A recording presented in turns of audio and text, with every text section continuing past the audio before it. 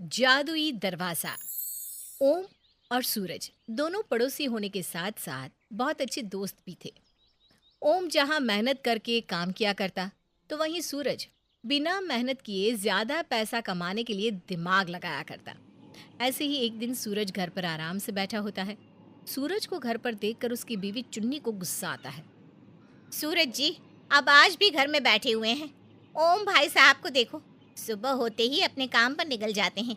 उनसे थोड़ी मेहनत करनी सीख लो। मेहनत करोगे तो आगे तक जाओगे। चुन्नी, सीखना मुझे ओम से नहीं, ओम को मुझसे चाहिए। वो मेरा पड़ोसी होने के साथ साथ बहुत अच्छा दोस्त भी है। पर उसे देख लो, हमेशा गधा मजदूरी करता है। और तो और कोई उसे काम कह देता है तो वो उस काम में जी जान से लग जाता है। तभी तो कह रही हूँ, ओम भाई साहब से कुछ सीख लो। वो आपकी तरह कामचोर या आलसी नहीं है। आप तो एक नंबर की कामचोर और आलसी हैं। बस यही वजह है कि आज ओम भाई साहब के पास काम है और आपके पास कोई काम नहीं। अपनी बीवी की बातें सुनकर सूरज वहां से मुंह बनाकर चला जाता है। वहीं दूसरी ओर ओम हमेशा की तरह जंगलों में लकड़ी काट रहा था और पसीने बहाकर मेहनत कर रहा था। तभी वहां सूरज आता है। वैसे दोस्त, बड़े मन से तुम लकड़ियां काट रहे हो। अब और कितनी लकड़ी रह गई है काटने को? सूरज, मन लगाकर काम तो करना ही पड़ेगा। पापी पेट और बीवी बच्चों का जो सवाल है, मैं तो एक दिन भूखा रह सकता हूँ, पर मैं अपने बीवी बच्चों को भूखा नहीं देख सकता। यह तो तुमने बिल्कुल सही कहा ओम। अच्छा, मेरे घर में ना लकड़ियाँ खत्म हो गई है। और तुम तो जानते हो ना अपनी भाभी का स्वभाव। क्या मैं तुम्हारी इन लकड़ियों में से कुछ लकड़ियाँ घर लेकर जा सकता हूँ? अरे सूरज, ये तो अभी पेड़ से काटी हुई ताज़ा लकड़ियाँ हैं। ये चूल्हे में नहीं जलने वाली।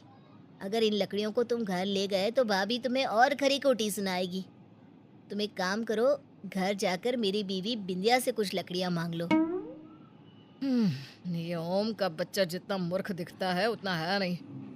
अब कैसे इससे लकड़ी लेकर बाजार में बेचूं ताकि मेरी आज की कमाई निकल सके। इस तरह सूरज कुछ समय के लिए वहां से चला जाता है और पूरे रास्ते अपना दिमाग लगाने लगता है कि आखिर वो ओम से उसकी लकड़ियां कैसे ले। अब उसके दिमाग में एक बहुत अच्छा आइडिया आता है और वो दोबारा ओम के पास जाता है। अरे सूरज, तुम फिर से आ गए। मुझसे कोई काम है क्या? हाँ, काम तो है पर समझ में नहीं आ रहा कैसे और किस मुंह से कहूँ। सूरज, तुम मेरे पड़ोसी होने के साथ साथ मेरे दोस्त भी हो, इसलिए हिचकिचाओ मत और अपने मुंह से ही कह दो जो कहना चाहते हो। ओम, कुछ दिनों से ना मेरी तबीयत बहुत ख़राब है, जिस वजह से मैं धनराज सेठ के जानवरों को चराने के लिए जंगल नहीं जा पा रहा। घर का राशन भी खत्म होने को है और चुन्नी भी मुझ पर बहुत नाराज़ हो रही है। अगर आज मैं पैसे लेकर घर नहीं गया ना, तो वो मुझे घर में घुसने ही नहीं देगी।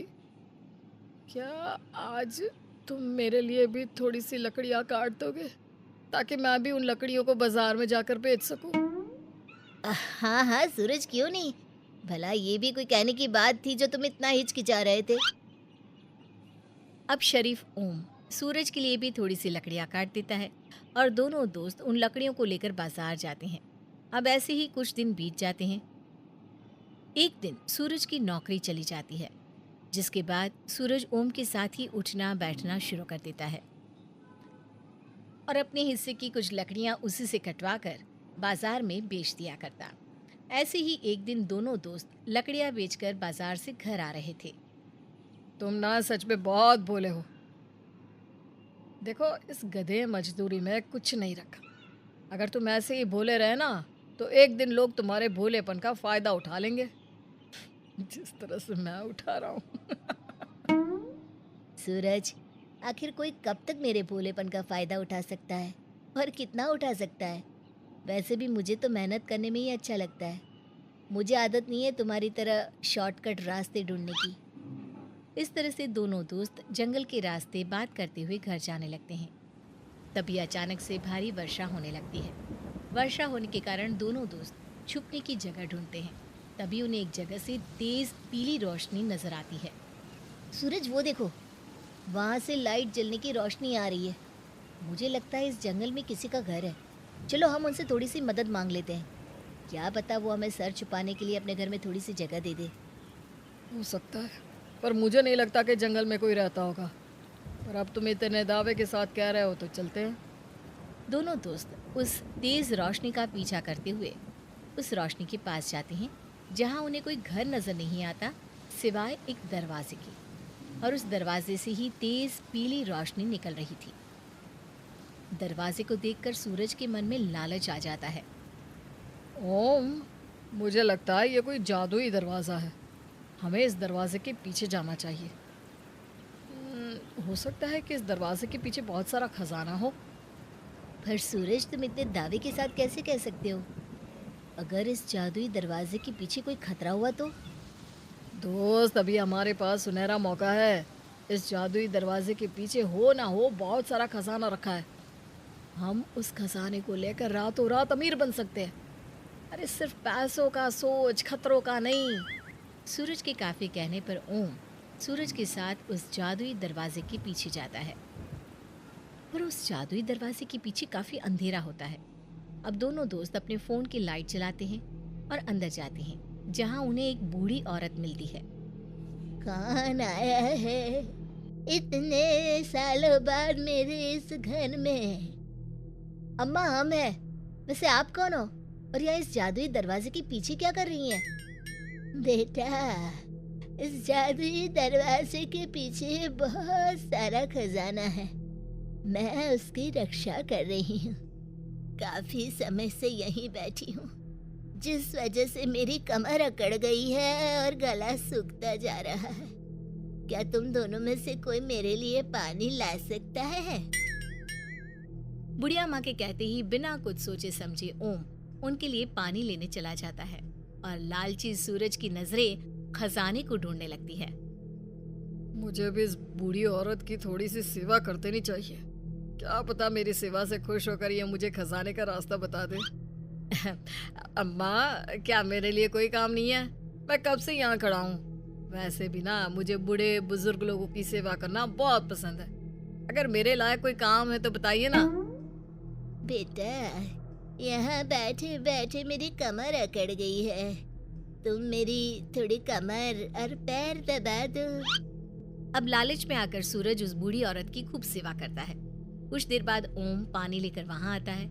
पानी पीकर वो बूढ़ी औरत माँ लक्ष्मी का रूप लेती है।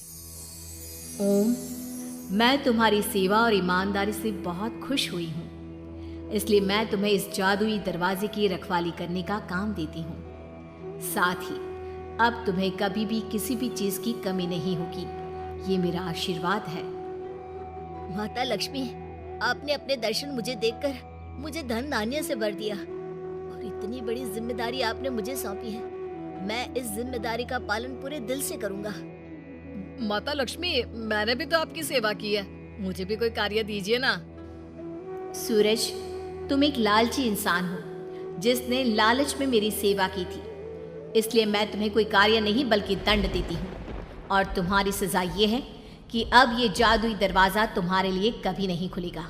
और जब तक तुम मेहनत मजदूरी नहीं करती तब तक तुम 1 रुपया नहीं कमा पाओगी और ना ही अपने बीवी बच्चों का पेट भर पाओगी।